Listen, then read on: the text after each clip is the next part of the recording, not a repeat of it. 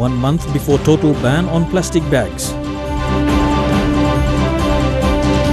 IFC quantifies PNG's tourism market potential. And PNG's golden boy returns home.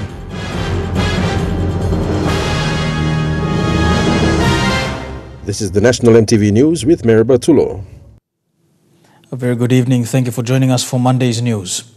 The Department of Environment and Conservation is now putting a total ban on plastic bags in the country. Minister responsible, John Pundari, says a study has seen microparts of plastics in food sources and other environmental impacts.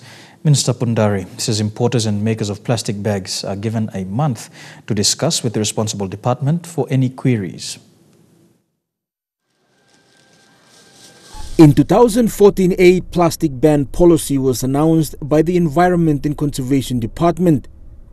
Since then, no proper mechanism was put in place to implement the policy. 4 years on, Minister responsible John Pundari says stringent measures will be enforced to totally ban all plastic bags. For the reasons given, that we will totally ban not only the non-biodegradable plastic bags that were banned in 2014, but this time biodegradable plastic shopping bags as well. The announcement of the ban follows a study carried out by the department on biodegradable bags. Reports reveal that plastic bags cause a significant impact on the environment, including food sources. Minister Pundari says the ban will be enforced with severe penalties. But I think we got to do more than that, and that is to ensuring that the health of our people as human beings that consume fish are very much dependent on the health of our environment, that as industry players, that as business houses, and as agencies like myself, we've all got to do the right thing. Papua New Guinea imports nearly 460,000 kilograms of plastic bags every year. This is on record and assessed by authorities. However, other plastic bags are illegally entering the country. Businesses manufacturing plastic bags in the country and those importing have been urged to see the department for any queries. I've given you a month to come forward and to relate with us, and maybe we can find better ways going forward so as to managing this waste of plastic bags. Jack Lepavit Jr., National EMTV News. Telecom staff in Lae joined a nationwide sit-in protest today in support of the Papua New Guinea Communication Workers Union. This follows an alleged agreement signed last week Friday between Telecom PNG, B-Mobile and Dataco. This morning, Telecom staff in Lae stopped work for following a notice from the Communication Workers Union. All vehicles were grounded and staff were called to meet regarding the agreement signed between the three companies on Friday. These workers are concerned that they might lose their jobs under this new agreement. The union has petitioned the chairman of Kumul Telecom Holdings to provide documents of the agreement signed on Friday and to put the decision on hold. A survey is underway to identify the demand and supply of bus routes in Port Moresby. Road Traffic Authority Chief Executive Officer Nelson Terema says this comes as the city experiences a population boom and some routes become non-existent. Mr. Terema says the survey should map a way forward for authorities to fix issues affecting bus services in the city. The influx of people into Port Moresby is having an impact on city's transport system. According to the Road Traffic Authority, this has seen some bus routes becoming non-existent. Chief Executive Nelson Terema says the current survey should direct the next best option to improve bus services. To conduct a study or survey, which basically to find out the number of buses can be allocated to certain routes.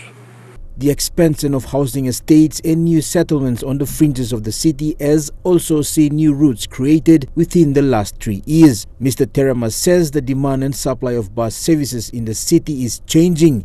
He says RTA is working with relevant agencies to complete the survey. It will be completed at the end of this year, and we will have the data available to make decisions to allocate bus services in the city, so that a certain number is allocated so that the demand is met. Other relevant traffic laws will be established to improve the current level of PMV services in the city. Mr. Terama says the city is growing and authorities want a better and reliable transport system for the public. Some of these are no longer existing, and some of them are existing, and then you will see that a lot of buses have been concentrated in routes where there is a demand, and also the destination. So what the study will tell us is exactly how many buses are required for certain routes, and also to revive those routes are no longer in existence. Jack Lapahave Jr., National EMTV News. Port Moresby is seeing an increase in car thefts. Road Traffic Authority CEO Nelson Terma says drivers should be cautious when driving around. He also urged drivers to be mindful of traffic laws. Statistics from the Traffic and Accident Registry has reported nearly 10 car thefts and 5 accidents every week. Because of the ignorance of the drivers, there seem to be a lot of them. But if everybody takes the responsibility and drive carefully, I'm pretty sure we should minimize some of these, accidents happening in the city. There are criminal elements all everywhere. So, especially the female drivers, they have to take extra care when they are driving around in the city. You're watching National EMTV News. We go for a break now, but when we come back, the IFC gives the potential value of PNG's tourism sector, and the PNG Defence Force focuses on leadership skills for its unit commanders. Stay tuned for the details.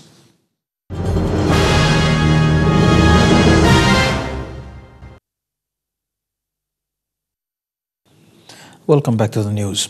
In 2017, more than 86,000 visitors arrived in Papua New Guinea, contributing more than 666 million kina to the local economy. This was revealed today at the launch of the results for the International Visitors Survey for 2017 by the International Finance Corporation. The IFC estimates that the tourism market has the capability to attract an extra 40,000 tourists annually, with projected revenue able to reach over 900 million kina each year by the year 2027. The International Finance Corporation, in partnership with PNG Tourism Promotion Authority, revealed today the findings from its first assessment into tourism demands in PNG. And I think such a survey like this provides the start for us to at least get some figures and see where we are in terms of our tourism numbers, and also in terms of the amount of revenue that is generated by tourism. According to the report, over 86,000 visitors entered the country by air, spending over 600 million kina in total. 60% of those visitors traveled to other provinces. At present, business travelers make up the highest ratio of people arriving by air in PNG. The report also indicates holiday tourists are the biggest spenders. And visitors were satisfied with their trips here, and over 90% said that they would come back. I think that's an amazing endorsement, a really strong endorsement for Papua New Guinea, that so many people said that they would really want to come back. In terms of what people were satisfied with or not satisfied with, holiday visitors most of them were satisfied with their interactions with the local people. Again, this is a really strong finding and something that we'll dig into more in the tourism demand assessment in terms of how we can leverage that trend. And then in terms of the least satisfying, only about 28% of people said that they were least satisfied with safety and security. And that was the top element of all visitors.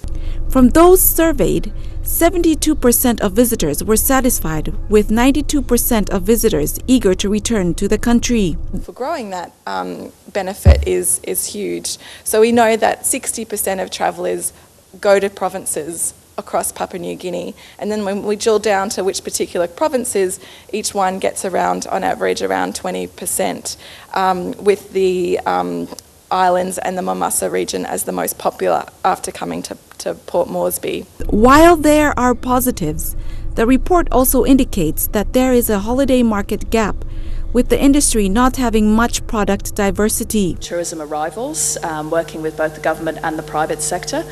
We're looking at trying to increase the value of tourism to businesses and also to communities. So it's very important that we recognise that the benefit of tourism needs to be more evenly distributed. All in all, the report shows that PNG is increasingly becoming a tourist destination. However, the country needs to focus on potential markets to draw the interest of high-value tourists to the country, given PNG's natural, historical, and cultural tourism assets. Lilian Sopera Kenea, National EMTV News. Heads of different units in the PNG Defence Force are undergoing a workshop to increase leadership skills at the commander level. They include commanding officers from the force's land, sea and air elements. The workshop was officially opened this morning by PNGDF Commander Gilbert Toropo.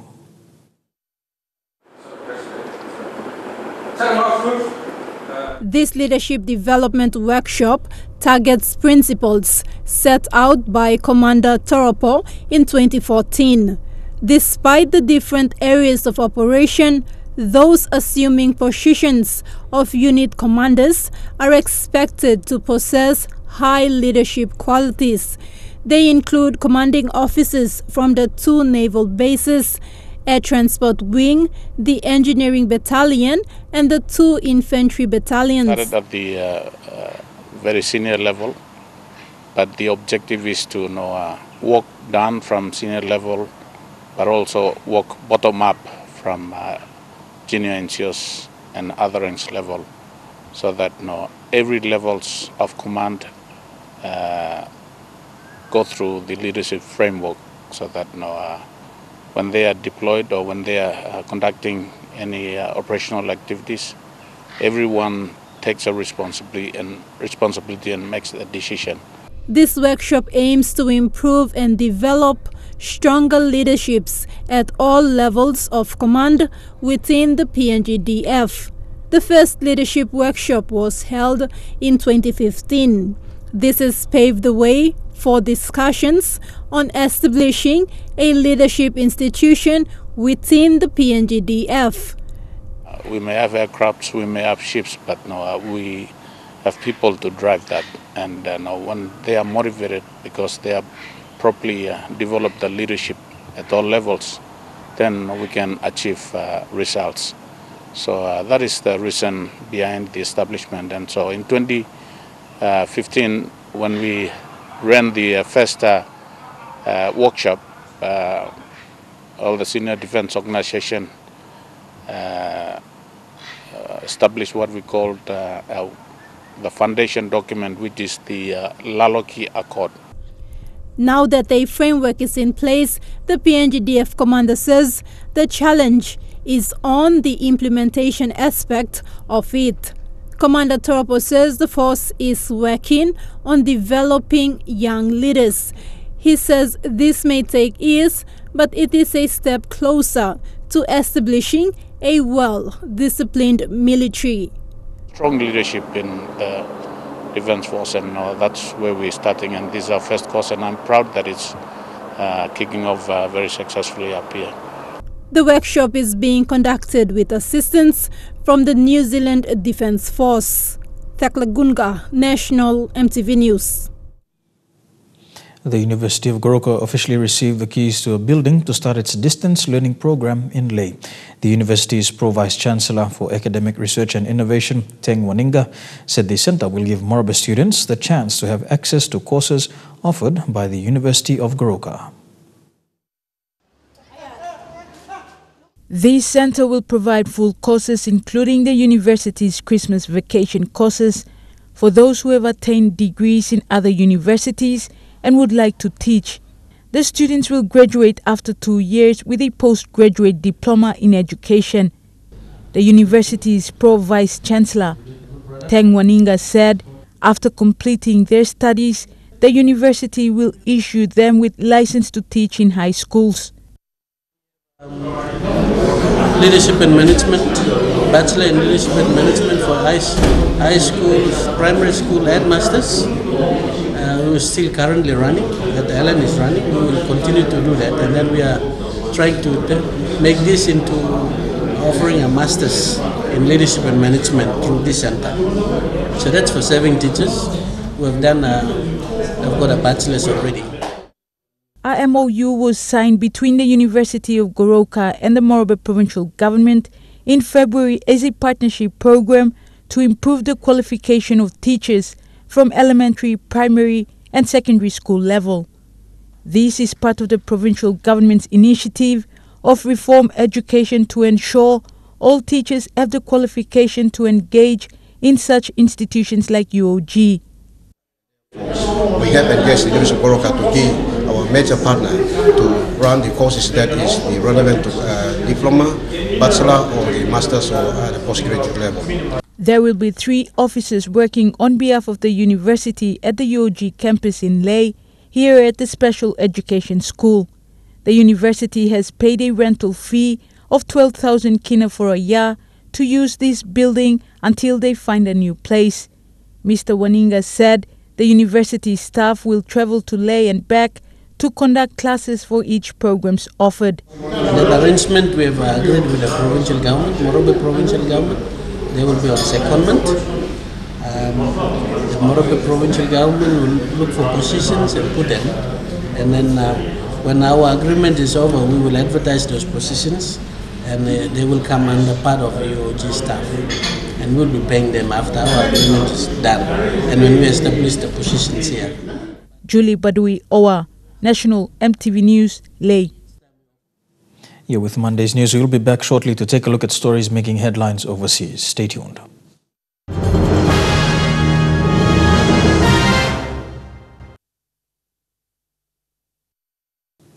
Welcome back to the news. Turning overseas now, authorities fear strong winds could make the fight against an out-of-control bushfire tougher. Reinforcements have now been sent in to tackle the blaze from Sydney, which was started by arsonists. Police have set up strike force Karpies who hunt the person or persons they believe deliberately lit this blaze at Casula in Sydney's southwest on Saturday afternoon. Since then, firefighters and residents have been battling for nearly 3 days to protect their homes against a fire which has raced through 2,500 hectares of bushland. Yesterday saw the peak of the blaze with 500 firefighters, 100 fire appliances and 15 firefighting aircraft all battling this blaze. Police say they are narrowing down the exact point at which this fire was lit and they want anyone with information to contact them to help them catch whoever started this fire. If people are identified responsible for this fire, they will be charged and there are serious consequences in terms of jail time for those responsible.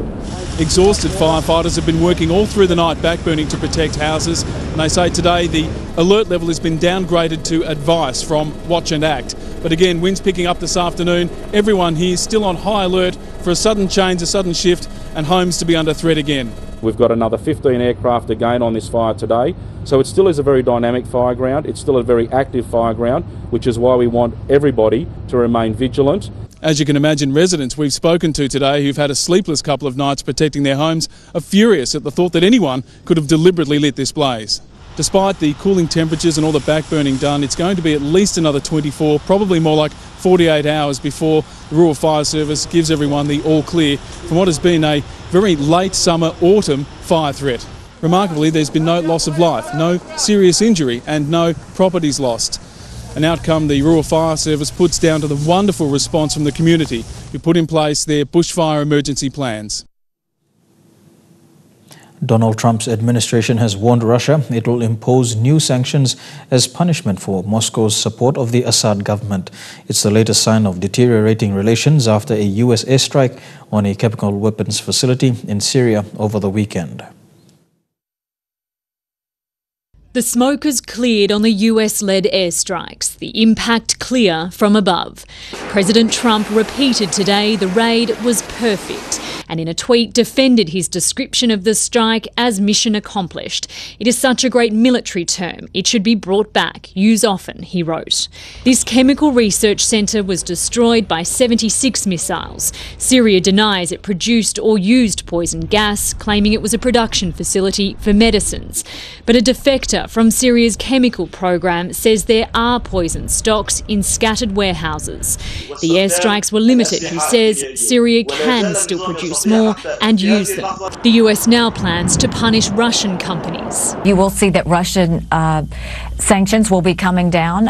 Secretary Mnuchin will be announcing those on Monday. Pressure on Moscow too from the Australian government. It should stop all the denial and the pretense that it wasn't an action by the Syrian government, and ensure that the chemical weapons are destroyed, that the ability of the regime to use chemical weapons is eliminated, and that this type of criminal conduct does not occur again. Syria's president met with Russian officials today. Russian troops are now in control of the suburb where last week's gas attack killed dozens. The chemical inspectors who'll investigate that now in Syria. The US threatening they'll be repeated if Assad strikes again with gas. The president has made it very clear that the United States is locked and loaded and ready to go. Former FBI Director James Comey has come out swinging against Donald Trump, saying the president has a loose relationship with the troop. In an interview with US network ABC to discuss his tell-all book, Mr. Comey describes the first briefing with Mr. Trump, which he likened to meeting a mob boss. About to meet with a person who doesn't know me, has just been elected President of the United States. From my watching him during the campaign, could be volatile. And I'm about to talk to him about allegations that he was involved with prostitutes in Moscow and that the Russians taped it and have leverage over him. It was the first time you met Donald Trump. What was your impression? He had impressively coiffed hair that looks to be all his. I confess I stared at it pretty closely, and my reaction was, must take a heck of a lot of time in the morning. His tie was too long, as it always is. He looked slightly orange up close with small white half moons under his eyes, which I assume are from tanning goggles. Comey and a group of intelligence agency heads were about to brief the president-elect about a disturbing report on Russian meddling in the election. What was their reaction? President-elect Trump's first question was to confirm that it had no impact on the election. Then the conversation, to my surprise, moved into a PR conversation about how the Trump team would position this and what they could say about this. That's just not done. You also said you were struck by what they didn't ask. Very much. No one, to my recollection, asked, so what's coming next from the Russians? How might we stop it? What's the future look like? There was none of that. It was all, what can we say about what they did and how it affects the election that we just had? You said as this was happening, you had a flashback to your early days as a prosecutor. I had a flashback to my days investigating the mafia. I felt this effort to make us all, and maybe this wasn't their intention, but it's the way it felt to me, to make us all amica nostra. We're all part of the messaging. We're all part of the effort. The boss is at the head of the table, and we're going to figure out together how to do this. How strange is it for you to sit here and compare the president to a mob boss? Very strange. And I don't do it lightly. And I'm not trying to, by the way, suggest that President Trump is out breaking legs and shaking down shopkeepers. But instead what I'm talking about is that leadership culture constantly comes back to me. Fans have certainly made up for any lack of recognition Aussie athletes received at last night's Commonwealth Games closing ceremony. Hundreds descended on a beach celebration to congratulate the Aussie sports stars on their success. Hundreds of fans turned out here to Surfers Paradise to congratulate the Commonwealth Games Australian team one last time. Spectators applauded the Green and Gold Army as they made their entrance. The sports stars signed autographs and took photos with locals. It's incredible. I mean, we thought that last night was the last night to get a reception like this, but I'm glad we've managed to make it last one more day. Fans in awe of their heroes. Live on the Gold Goldie and love it. When I'm older, I want to be an athlete like them and give them a high five. The Queensland Premier Anastasia Palaszczuk kicked off the proceedings with a loud Aussie cheer. Aussie, Aussie, Aussie! and praised the sports stars on their success. Every single one of you that have competed, you should be enormously proud. We know how hard you have worked. I think this is why you love doing what you do. You see little kids and you see how smiley and happy they are. And then some athletes took to the stage to thank their supporters.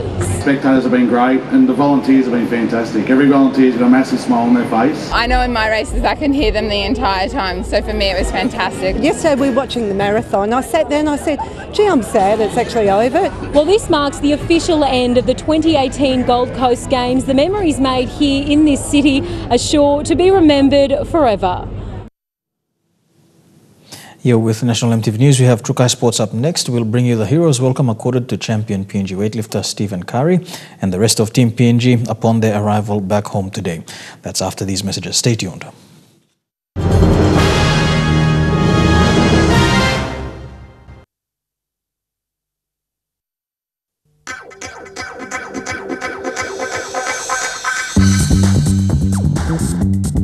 Trukai Sports.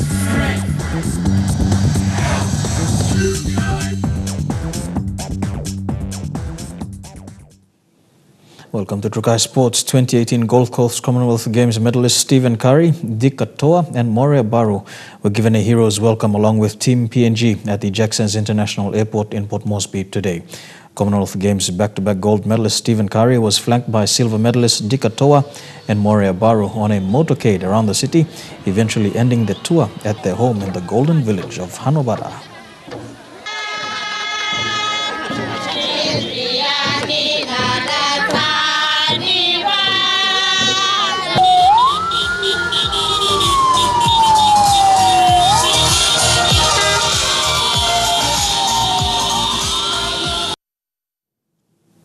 And more of the Team PNG Welcome Back Parade and the reception of the weightlifters at their home village of Hanobada will be featured on tonight's episode of Sports Scene later this evening, right here on MTV.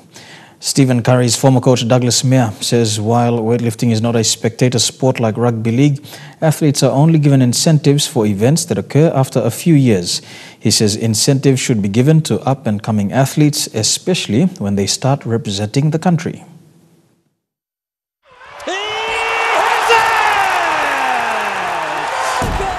Meyer says capital incentives for the athletes should start when young and upcoming athletes are identified at national events to boost their confidence and morale when selected to represent PNG on the world stage. While it is a struggle for many athletes, especially when it comes down to finance, national representatives are not financially secured even when they are selected to compete. People of Papua New Guinea, the business houses and the government should be thinking of that, giving incentives to up-and-coming lifters as well. It's not only when they win medals at the Commonwealth Games that you give them incentives. It should start when they're young, like winning a medal at the Pacific Games or at the Oceania Championships.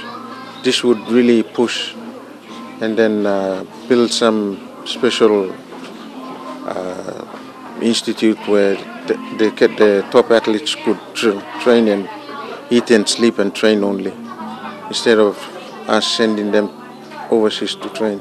He says capital incentives to athletes should be ongoing from corporate and government bodies. While the Commonwealth Games is just one of the many international fixtures PNG participates in, Meyer says regional tournaments such as the Pacific Games and the Oceania Championships should also be given prominence when it comes to capital incentives. He says it is only fair that athletes participating at the Commonwealth Games and Olympic Games receive the same treatment across the board. I've been coaching young kids for a long time, and it's about time people saw that and try to support the sports that's winning the medals, you know. And I think just because weightlifting is not a spectator sport, everybody's just ignoring it. If it was like rugby league, they'll be pumping millions of kina into weightlifting. But since it's not a spectator sport, plus we don't make money in weightlifting. It's just an amateur sport, and we only get paid incentives. While the country is facing economic crisis, it is only fair that athletes are not left empty-handed, especially when they are representing the country.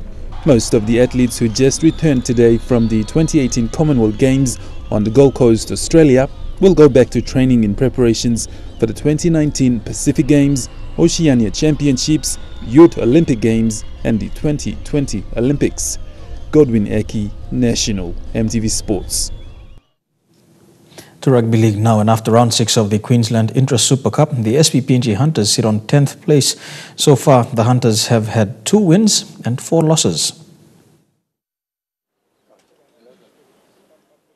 The SP Hunters kicked off their 2018 campaign on a high, with a win over Ipswich Jets at the National Football Stadium. They suffered 2 back-to-back losses in round 2 and 3, losing to Northern Pride 26-14 and Sunshine Coast Falcons 24-10. They were able to secure their second win at the NFS, beating Tweedhead Seagulls 32-18. Round 5 and 6 was another disappointment as they suffered another back-to-back loss to Notts Devils and Redcliffe Dolphins. Captain Aseb Boas currently leads the team's top performers with 42 points, 3 tries and 15 goals. Redley Brow leads the tackle count with a total of 167 since the start of the competition. The team has scored a total of 106 points and have conceded 134, a difference of 28 points. This week, they play current third-place team South Logan Magpies at the National Football Stadium. Hunters coach Michael Marum will name his round 7 team tomorrow after training at the National Football Stadium. Elijah Lavette, National, EMTV Sports. Don't go anywhere, we'll have more of Trukai Sports after these messages. Stay tuned.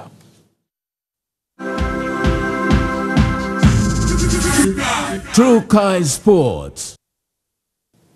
Welcome back to Trukai Sports. To football now, and 12-year-old football enthusiasts Justice Joseph and Nathani Pakakota were selected to represent PNG at the Football for Friendship social event in Russia.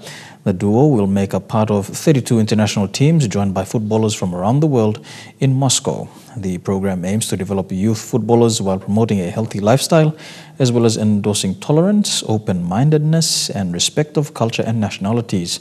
Papua New Guinea joins the program for the first time, participating along with 210 other countries. Lauded by organisers as inspirational and innovative, the Gold Coast Commonwealth Games came to an end in a heavily criticised closing ceremony, with Channel 7's hosts ripping into the organisers live on air. Commonwealth Games Chairman Peter Beattie has admitted organisers stuffed up. A proud moment to cap off a marathon career. Para-champion Kurt Fernley carrying Australia's flag to farewell Australia's Games as Australia's athletes gathered to celebrate. But Australia didn't get to see it because it wasn't in the official broadcast happening before it started. Only those in the stadium got the moment and large sections of the stands were empty. An Aussie mega mix. To get the party going, a song for the volunteers. But the partying crowd were performers, the athletes left in the dark. Then came 8 speeches. What fantastic games we've had. Thank you, Gold Coast. How good was that? We were awesome. I congratulate you all. Truly special. I would like to endorse everything that previous speakers have said. For the Games, it was time to move on to Birmingham, starting an all-singing, all-dancing, all-everything countdown to 2022. But by the time... I proclaim Gold Coast 2018 closed. The crowd, athletes, were already on their way out. It didn't take long for Carrara Stadium to empty, and as workers began dismantling what's left of the closing ceremony, criticism of the event itself was already building. Look, we understand many people have been disappointed by tonight's closing ceremony. We can only show the pictures that are provided by the actual host broadcasters. They made the decision not to have the athletes enter the stadium. They made the decision not to show the flag bearers, and I'm furious. Channel 7 had no control over the broadcast required to show what Games officials provided as is, performers oblivious to the mounting backlash. There's a lot of disappointment in the public today. Is there? Oh, I had a blast. royalty. The games were very good, yeah, it was a great way to finish. But reality. We stuffed up. Gold Coast Games chief Peter Beattie said the buck stopped with him. That's our fault, that's my fault. We accept responsibility. I'm not interested in blaming anyone else. We stuffed it up, and I apologise to your viewers and to the athletes. At a Meet the Athletes event today, the dozing ceremony still on their minds. It's usually pretty special, but walking out last night, you know, we're a little bit disappointed, a little bit confused. I think that we probably would have liked to seen a little less speeches and a little more athlete involvement. There's been a lot going on this weekend down under as the Commonwealth Games wrapped up on the Gold Coast. It was all eyes on Sydney as well for the prestigious Queen Elizabeth Stakes. It's one of the biggest events in the Australian racing calendar, and the country's champion mare was looking to make a record equaling 25th straight victory. Winx fever has gripped Sydney all week, and the crowds packed into Royal Randwick, many wearing blue and white in support of the nation's favourite racehorse. In her rivals, she faced 9 of the very best middle-distance horses at their peaks, but since April 2015, nothing has come close to beating her. And they're off and racing. Galo's Shop in particular with classic uniform and consensus showing speed. Winx is back last. Jockey Hugh Bowman was happy to settle Winx at the back of the field in the early stages. Making his move at the 600-metre mark, he took the mare to the outside of the field with a clear run ahead. Winx getting to the outside, Humidor the inside of her. Happy Clapper needs luck as they straighten up. Galo's Shop tries to kick, 3 lengths clear, but Winx is getting into her work, and they're broken clear from the rest. Galo's Shop in front, but Winx moves up on the outside. Winx takes the lead from Galo's Shop, and here's her second, Queen Elizabeth. This is a silver jubilee moment on the throne for 25 consecutive wins to equal the record of the Great Black Caviar. Wins it easily. The margin was nearly 4 lengths on the line, but it was irrelevant. She'd won again. Her 25th consecutive race, her 19th at Group 1 level, a world record, and it could be argued as she approaches her 7th birthday that she's never gone better before. This is the most amazing day for racing. I'm doing a Chris Waller now. This is just the best. The best horse in the world, ridden by the best jockey in the world, trained by the best trainer in the world. We just can't get it any better than that for racing.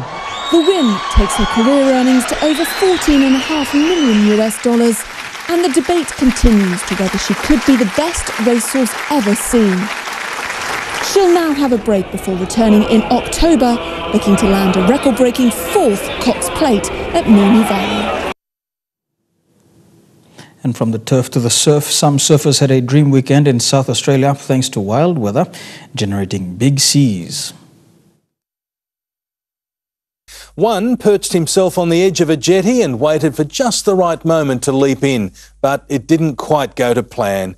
It pays to make sure your leg rope isn't wrapped around a post before you hurl yourself off. And that wraps up Trukai Sports for this evening. We'll be back with the messages after these messages. Stay tuned. Trukai Sports.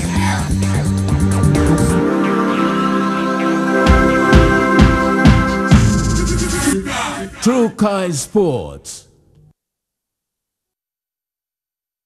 The weather details were proudly brought to you by Dulux, celebrating 50 years in PNG and the only paint made in PNG.